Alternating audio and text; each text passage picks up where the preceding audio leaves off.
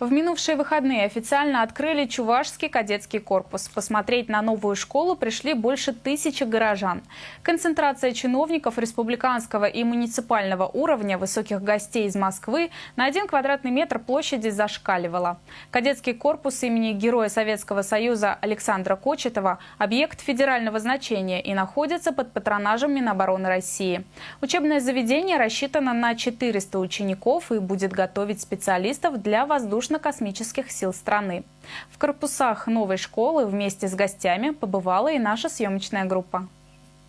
Мы, юное поколение, обещаем, что всегда будем защищать свою родину.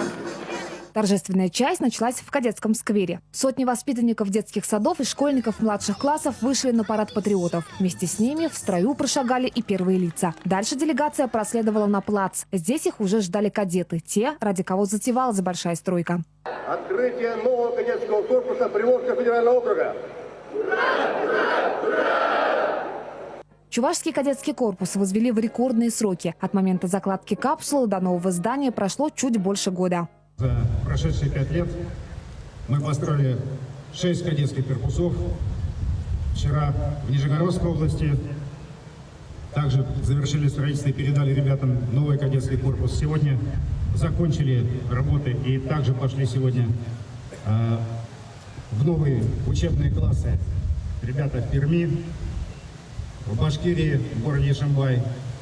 Ну и, конечно, украшением нашего проекта является вот этот великолепный кадетский корпус. Я очень обрадовался, когда увидел на сайте, что я поступил в эту школу. Школа очень красивая. И не только она. Здесь я хочу после школы стать генералом. После того, как красная лента была перерезана, гостей пригласили в здание школы. Полномочному послу России в Республике Беларусь Михаилу Бабичу и олимпийской чемпионке по фигурному катанию Аделине Сотниковой, она, кстати, правнучка Героя Советского Союза Александра Кочетова, показали, в каких условиях будут получать знания кадеты. В школе оборудован тренажерный зал, класс хореографии, 4 класса информатики, кабинет родного языка. А сколько у нас мультимедийных досок?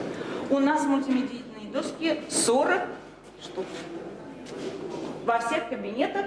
Дополнительное образование кадеты смогут получать в стенах родной школы. Для них работает кабинет робототехники. Здесь научат основам программирования и 3D-моделирования. Есть у кадетов собственный профессиональный тир. Он соответствует всем требованиям проведения пулевой стрельбы. Света в классе достаточно, оружие лазерное, мишень электронная, повсюду антирикошетное покрытие. Это будет база для подготовки спортсменов-стрелков Чувашской республики. Ну, я думаю, что они пойдут дальше уже в другие регионы. Потому что таких тиров, вот я, если разрешите, я и Стрелковому Союзу России, естественно, вот это все покажем.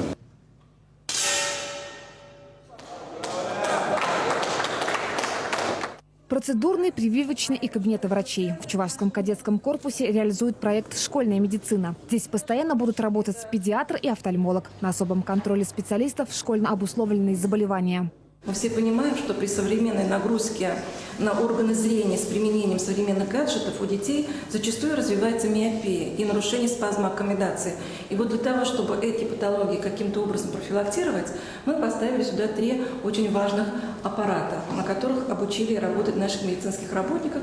Так как дети в кадетском корпусе будут находиться круглосуточно, врачи оборудовали здесь инфекционный блок. 2 отдельные комнаты со своими санузлами. Так что носители инфекции, если вдруг она обнаружится, смогут оперативно изолировать. Школьники будут находиться и под постоянным медицинским присмотром стоматологов. В городе работает лицензированная сеть школьных зубных кабинетов, оборудованных по последнему слову техники. В кадетском корпусе открыли 39-й по счету. Обращается большое внимание на профилактику кариеса, потому что кариозные зубы – это всегда источник заболеваний желудочно-кишечного тракта. А для любого военного здоровый желудок – это прежде всего. Осмотрели гости и спальный корпус. В комнатах только кровати и столы. Вместо шкафов – отдельные гардеробные. В скором времени у кадетского корпуса должны появиться футбольное поле, крытый каток и легкоатлетические дорожки. А пока же полномочный посол России в Беларуси Михаил Бабич пожелал кадетам верно служить Родине и не забывать поливать ели, посаженные во дворе по случаю открытия учебного заведения. Евгения Зиновьева, Елена Дмитриева, Вадим Владимиров. Вести. Чебоксары.